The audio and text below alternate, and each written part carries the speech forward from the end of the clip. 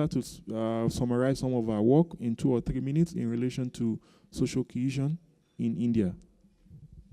Thank you, Wali. Our work actually did not speak directly to the topic of community cohesion or social cohesion.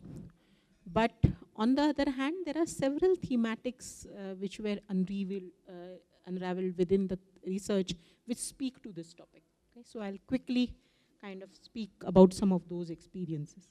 So one of the things, I would first talk about the concept itself of this cohesion. And I would like to interpret it much more as social cohesion, and which raises 2 or 3 kinds of problematics. Okay? One is the relationship within and between informal settlements. The second is the entire dynamic between these settlements and the larger society, the city society per se. And the third is the entire dynamic between informal settlements and the state. And seen at these levels, one begins to see the current trends in this dynamic of what is happening to the relationship between and within informal settlements, what's happening there, and what's happening in all these 3 sets of relationships as well. One of the biggest things that I would say is what comes across to us is that there are limits to community cohesion. The limits to relationships which are formed within informal settlements and between them are basically that, especially in India, one sees that the networks and cohesion is built around pre-existing social networks, and which are largely also happen to be networks which are built around caste, which are built around a particular region, language, and also religion. So what this means is that how much these kind of networks can begin to accommodate other communities, new generation of migrants, is something which becomes problematic. And there are huge issues which come to light between that. A similar issue was also seen in the South African context, where there were so many instances of xenophobia, okay, where between urban poor, there was active violence which was directed between communities which were seen as foreign and coming from a different country. Okay? So there are limits to this. The second important thing that I'm going to talk about is really the entire effort or governmentality of the state when it is directed towards informal settlements. And here I would say that we saw that in relationship to informal settlements, the welfare provisions of the state in recent years seem to be withdrawing. And on the other hand, there are active efforts by the state in order to actually fragment informal settlements. And I'm going to give you 2 instances of this. Okay? In the Brazilian context, there is this settlement called Vila Autodromo, which is located in the vicinity of the Olympic Village. And over a period of 5 years, the entire mobilizational attempt of the residents of Vila Autodromo to mobilize themselves against the Olympic Games and secure a more righteous place for themselves in this new Games village was something which was broken up piece by piece, so that when the games were actually launched, there were only 2 houses which were remaining in the settlement, and that's what happened to the entire resistance. In the case of Mumbai, again, using infrastructures to fragment. There is this instance of a road which is called the Jogeshwari-Vikhroli Link Road, supported by the World Bank under the Mumbai Urban Transformation Project. And the way this project was launched is very interesting. Initially, this project said that the road would be 40 meters wide. Okay? And there was a particular line of impact which was drawn, and accordingly, there were several parts of communities which were sought to be displaced. So it was like cutting communities vertically, because you will see several informal settlements secured in a group. They have attained security to the extent that they have started naming themselves as particular settlements, they've given names, they've secured infrastructure, and then this road begins to cut down. 5 years down the line, the road is widened, and now the width of the road, planned road, is proposed to be 60 meters. So there is another line of impact which kind of cuts through the communities. And what you see as a result is that community members couldn't mobilize themselves, because initially it was like just these 10 houses and these 2 temples and 1 toilet which is on the edge of the road is going to be demolished. And then 5 years down the line, it is 20 more households which are, so this fragmentation is something which impacts the entire mobilization. And I'm going to assert that this mobilization, the capacity to mobilize, the capacity for collective action is an extremely critical dimension of community cohesion, because that is what makes informal settlements, enables them to stake their claims to the city and to kind of consolidate those claims. Thank you, Amita. Thanks for emphasizing 2 key things. The first one is the limit to social cohesion, and how social cohesion from your research with experiences from informal settlement in India shows that social cohesion, the way communities are constructed can actually act as, a disincentive for them to engage with migrant or new settlers, as well as the fact that good intention developmental interventions do and could have unintended consequences for social cohesion. In the case of the Olympics in Brazil, as well as road project in Mumbai. Thanks for that. I will introduce my 3rd panelist, Ignacio, who happened to work with Vanessa on the project, on the research project she's talked about. Juan Pablo is a sociologist by training, and is currently a researcher at Flasco since 1981. Oh, sorry. I think I've mixed. Okay, sorry. Ignacio, sorry about that. Ignacio kind of got his PhD in sociology and social psychology at the Universidad, I'm not a good, Complutense de Madrid in Spain in 1991. From 1991 to 95, he worked in attention to refugees and war-stricken populations in El Salvador, in Central America, and he was a member of the UN Truth Commission for El Salvador. He later developed postdoctoral research at the University of Surrey in UK, as well as Michigan in Arizona, USA, as well as Lancaster, UK.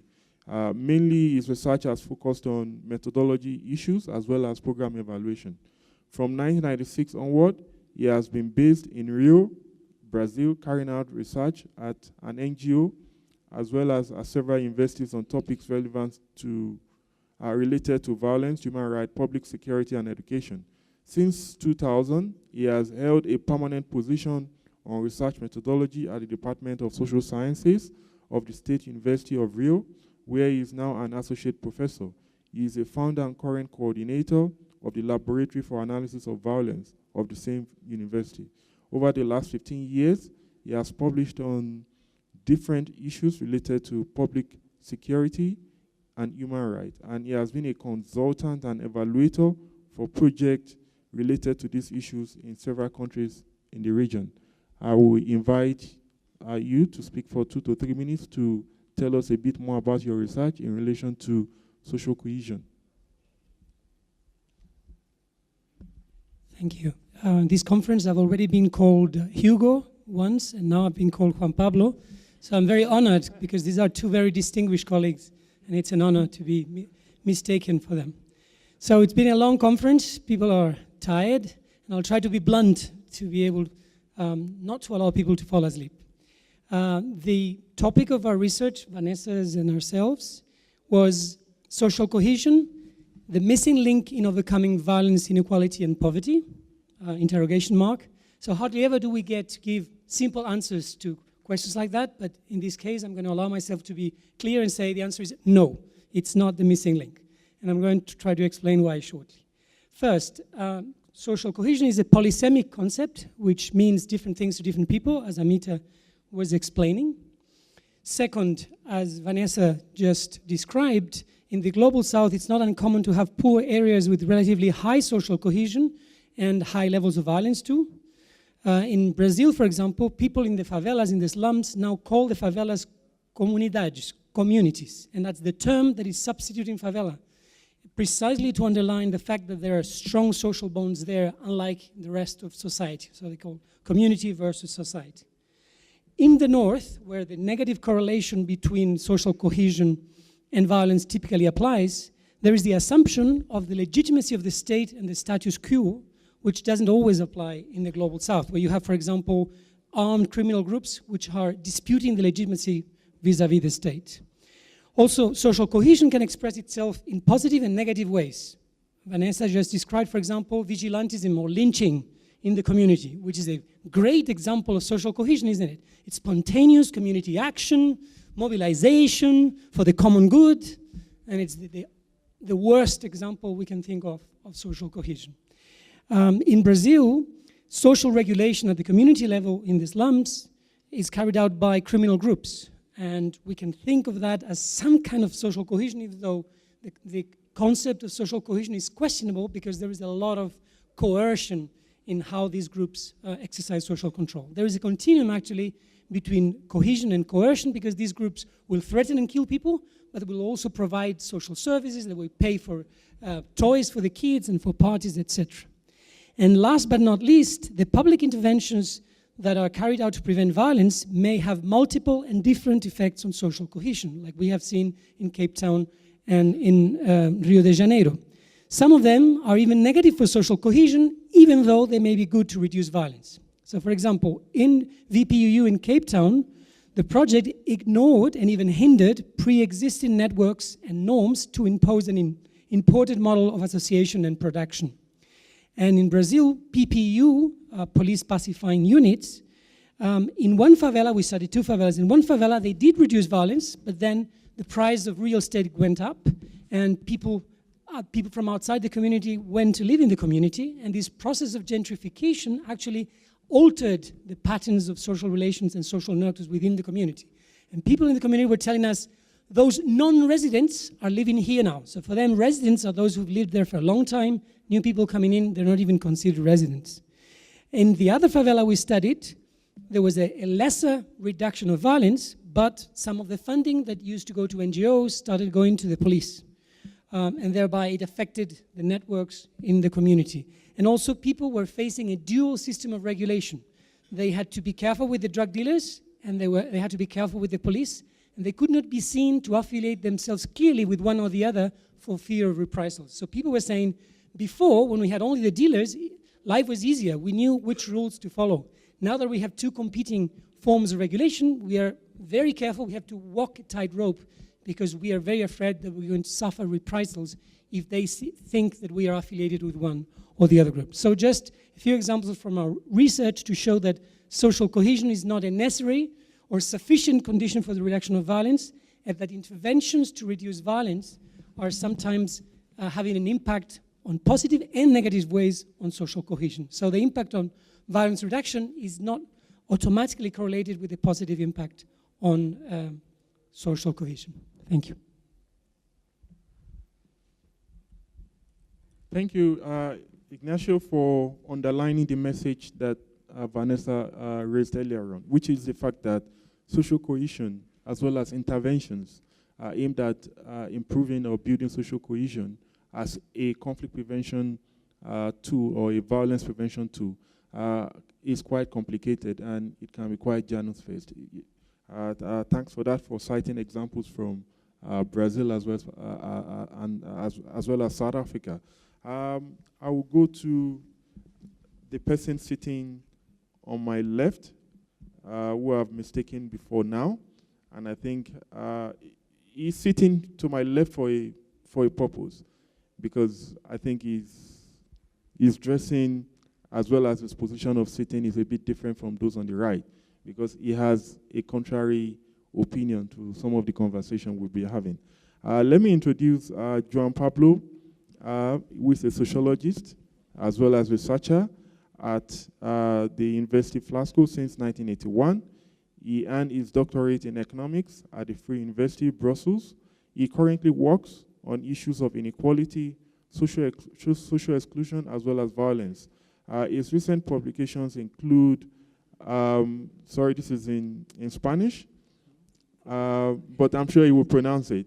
But the second one, at least I can make sense of, which is on social exclusion and violence and urban violence in Central American cities, right? So I will give him the floor to speak for about 2 or 3 minutes to summarize aspects of his work that relates to social cohesion. Thank you. Okay, thank you. When we talk about social cohesion, mainly we talk about 4 things: social bonds, shared values, trust, and sense of belonging. Those things per se, they are good things. That's the reason why social cohesion has such a positive connotation. Now, the problem is we're having a normative approach. A normative approach doesn't help us very much to understand the reality.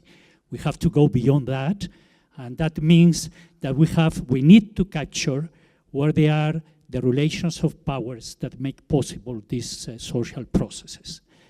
That's the reason why social cohesion was not a central issue in our research. As you see, social cohesion is not a very popular theme in this panel. And mainly what we have to do was with relations of power.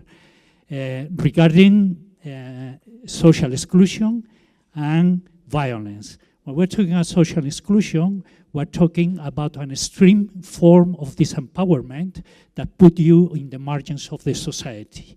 And when we're talking about violence, we're talking about a reaction to try to empower in a wrong way, but nevertheless it's a reaction to get empowered to that profound disempower that is social exclusion. So those were the approach that we emphasize in our research, and not the issue of that we're discussing here. Thank you for emphasizing the need to transcend a normative approach and begin to interrogate the power dynamics as it relates to issues of violence as well as social exclusion. Now that our panelists have given us summaries of their work as it relates to social exclusion, I will want to initiate a dialogue or a conversation among the panelists, but also with everybody else sitting in the hall. Again, I will start with Vanessa because she's the closest person to me. I want her to talk a bit more, to expatiate a bit more about the findings from their research in relation to the contradictory impact of social cohesion. Yes, social cohesion do have meaning for social capital. It can mean trust, it can mean cooperation, it can mean the capacity for collective action. But how does that collective action, how can it be mobilized for both positive as well as negative initiative? And to what extent those interventions aimed at building social cohesion can have unintended consequences? Vanessa? Yes, I don't have any easy answers. I think the critical point is that those social bonds and social connections, as ambiguous and difficult as they are, can't be ignored when one's intervening in a particular community. So, I mean, I actually don't think I have a different position to Juan Pablo. I mean, I think we're all wanting to move away from a kind of normative conception of social cohesion, and which has been, formulated in traditional discourse around social cohesion. But I mean, more specifically in terms of the intervention we were looking at, violence prevention through urban upgrading in Khayelitsha, what we found is that it wasn't really able to develop the kind of community relations that would build social cohesion. So while it had a formal model of community engagement within the intervention, the way in which that community engagement took place was actually very restricted and very controlled, which I think is something that often happens at a local government level. And I think that was motivated by a concern that the development process would be hijacked by particular interests, which is potentially a valid concern that I think a lot of development projects struggle with.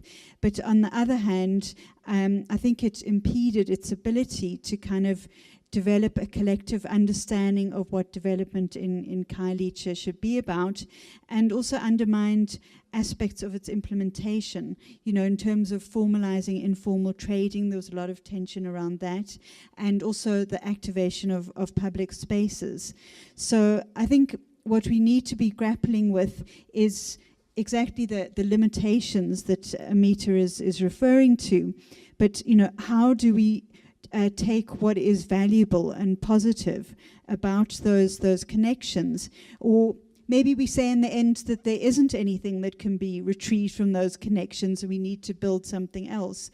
But I think what we can't be doing is just ignoring them. Thank you. I would like to come back to you, Juan Pablo, to tell us in greater depth, in greater details, about some of the experiences from Costa Rica as well as Salvador. In terms of... yeah, well, maybe it was interesting about the paneling in the cases that we research is one of the main research findings that from the 9 of the communities that we research, we found only one organized community. So there was a big question about what happened with the rest of the 8 communities that were well organized. And there we tried to identify different kinds of factors. We may talk maybe about 3 different kinds of factors. One are the territorial ones. We are dealing with communities that has been recently formed, so discomposed by migrants from different parts of the country, and that makes it difficult to have a common identity. In the second place, because they are recent, they have a little time in the city, so they need still time to become identified with the city. And in the third place, which is maybe the most important thing, is there are communities that discriminated. They are suffering territorial stigma. And one of the reasons why they suffer that stigma is because they are identified like dangerous communities. Another element, another factor that play against community organization has to be about social heterogeneity. We think about these communities to have similar levels of social exclusion. What we found from the results of our household research is there is a certain heterogeneity. There is a large group of households that, no doubt about that, they are in a clear situation of social exclusion, but there are other households that in a certain way escape to a certain extent to social exclusion. So we have an heterogeneous community.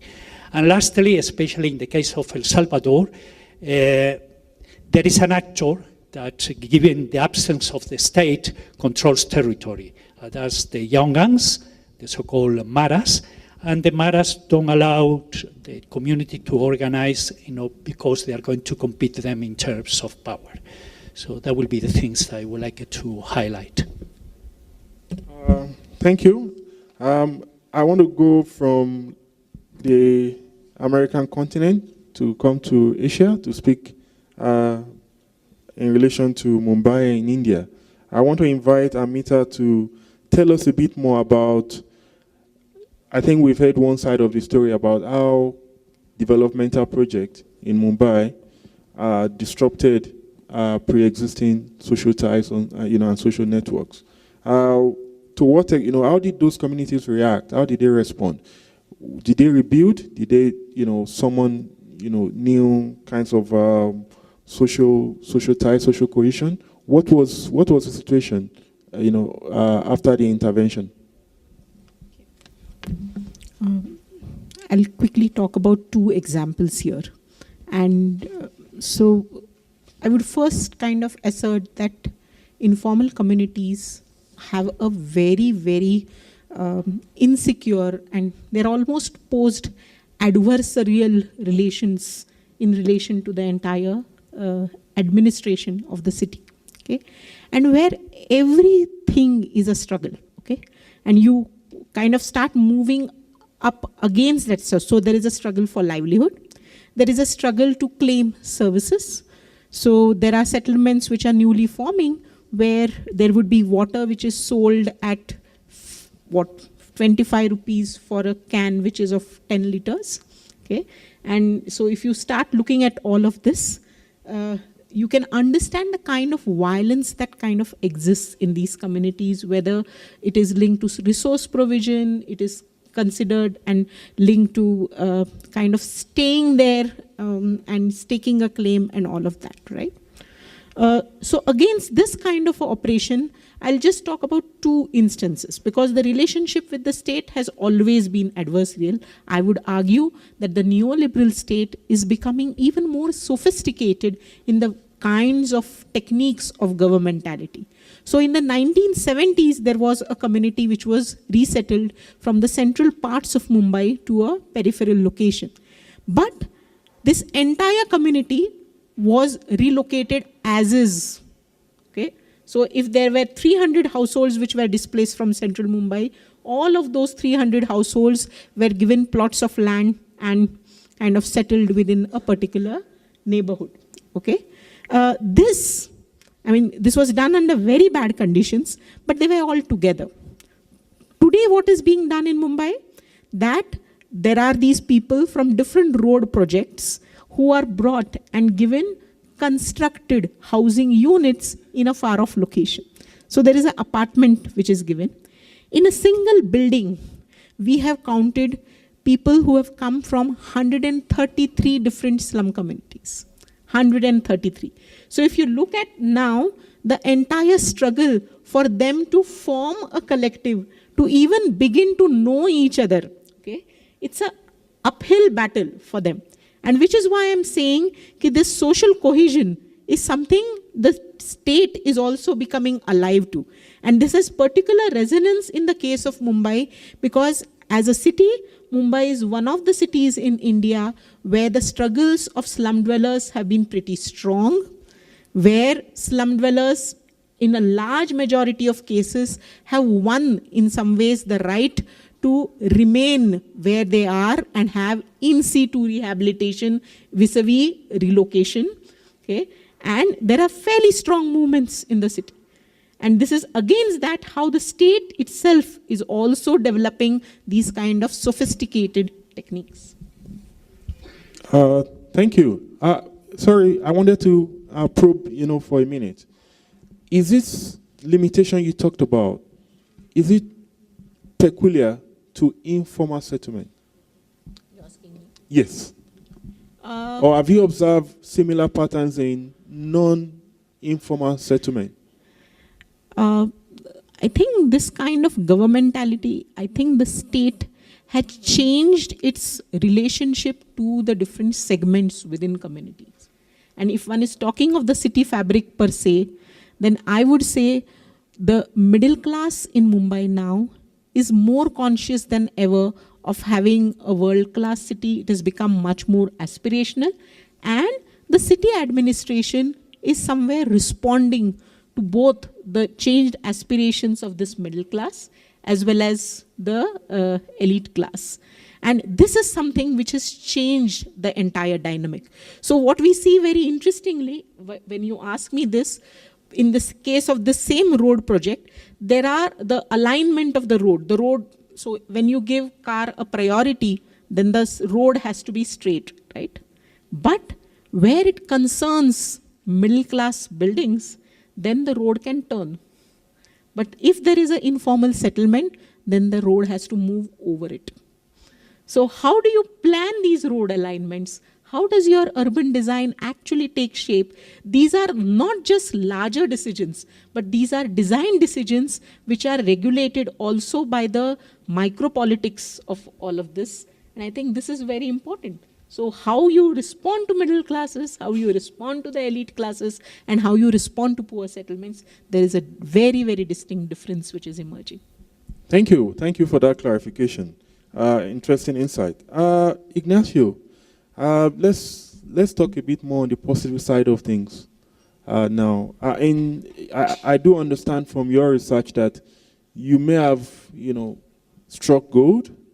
You might have found something interesting about the positive impact of social cohesion as well as interventions to promote social cohesion as solutions to reduce violence. Could you tell us a bit more about some of the findings you came up with in relation to this? Yes, thank you. I would like to raise 2 points. One is to what extent can or should the state promote social cohesion? Because we have just criticized the assumption that social cohesion in and of itself will reduce violence. And we have just criticized the assumption that social cohesion is necessarily a very good thing in all its manifestations. But granted that social cohesion may have very positive aspects, should the state pursue social cohesion in the communities? And this is a very sensitive issue because, as we have seen, for example, in the case that Vanessa has presented, the attempt of the state to generate local structures may harm or ignore at least pre-existing social structures. So when you have spontaneous social cohesion, spontaneous social structures is one thing. When the state tries to generate them, often because it needs a partner to engage with in order to plan, in order to carry out interventions in the state, oftentimes it's a very risky situation when the state is promoting those and there is a risk of political partidization of these processes, and there is the risk of substituting a spontaneous network by an imposed one. So I think we should be very careful with that. Like, should the state even promote? And if so, what are the limits and the risks involved in the state promoting social cohesion in the communities? Or should the state just use whatever social cohesion we find? And the other point is that social cohesion in the poor communities, at least in Brazil, arises often as an opposition to the rest of society. So they are stigmatized, they are discriminated against, and then they come up with this internal notion that we are going to defend ourselves. As I was saying before, the word they use now to define themselves is community, comunidade, as opposed to this impersonal society that lives outside. However, what we found in our research, and this is interesting and troubling, is that within the community itself, there are processes of stigmatization. So, for example, people who live in the poorest sectors of these slums will be treated as favela, the old term for slum, whereas the rest of the favela defines itself as community.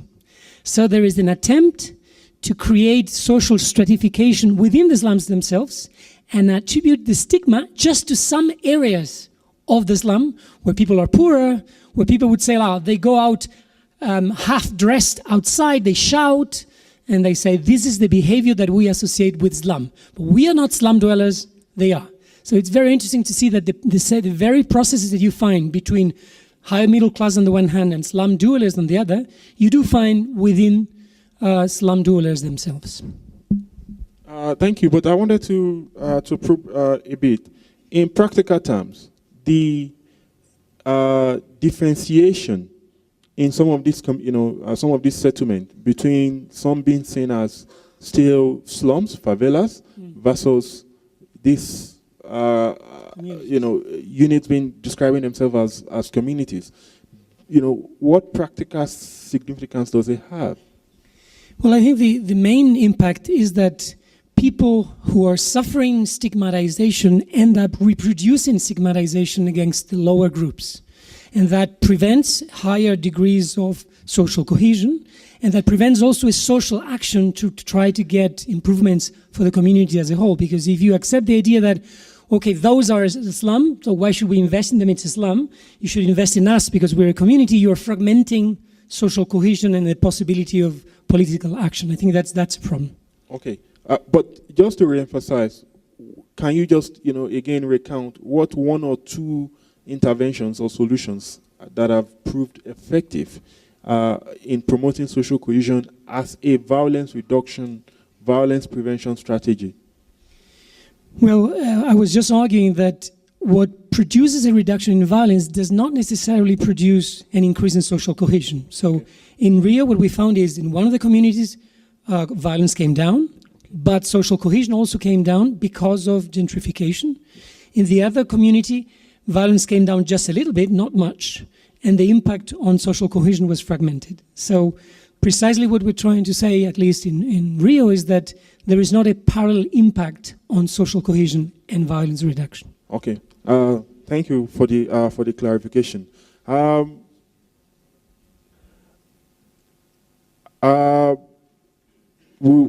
have another round of questions and interaction with the panel, and then we will open the floor to the audience.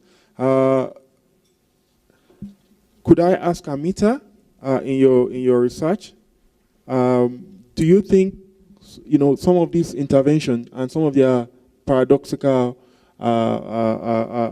result, in which case there is no correlation between increase or decrease in levels of violence, as well as increase and decrease in levels of social cohesion. Do you have any similar experience from India? So firstly, I would say that the slum in India or the informal settlement in India is an extremely different experience from the informal settlements in Africa, South Africa, and in Brazil. Okay, and this I would say because historically, the location and the relationship that the slums have had to larger city society has been extremely integrated, and which is why I talked about that relationship. Okay, so students, researchers, anybody for that matter can walk into a slum very, very safely, and not just safely, but interact really, but not however as equals. Okay, so this kind of interaction happens, and this is also because slums are integrated into the spatial fabric of the city. Indian cities are highly compact, highly dense, so you would find the most elite of neighborhoods having to kind of live right adjoining a slum. Okay, so this is one reality and one perhaps baseline from which one is beginning. Okay, and from that point of view, then, in terms of talking about violence, the violence that we actually see is a much more everyday kind of violence. As I said, this kind of violence around, there is no water provision at all. So how do I get water? So the struggles and the entire fights around getting water, procuring water, accessing sanitation, those are the ones which become very, very critical. Okay?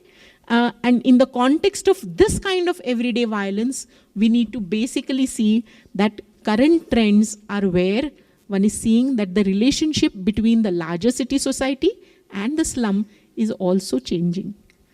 Thank you to the panelists for those ideas that will, that can potentially guide policymakers when it comes to programming and intervention. I think some of the key things they've emphasized is the need to think before acting. The need to think about how interventions can disrupt stability. We need to think of the impact of interventions on existing social organization as well as social structures. Also, the need to be very clear about who and for what is the intervention aimed at, as well as the need for to even consider whether even informal settlement could and should be left alone. Is it inevitable that government have to disrupt or intervene in informal settlement? The panelists have also emphasized the need for interventions where and whenever it takes place, for it to be community-driven, for it to be participatory in nature. Finally, it's also the need for such interventions to be aimed at expanding social citizenship in some of these communities by providing access to services, for the state to also legitimize and expand its presence through encouraging entrepreneurs to provide jobs and promote economic inclusion. I think we are coming to the end of this panel. I'd like to thank members of the panel. Ignacio, Pablo, Amita, and Vanessa, and also everybody in the audience. Thank you so much.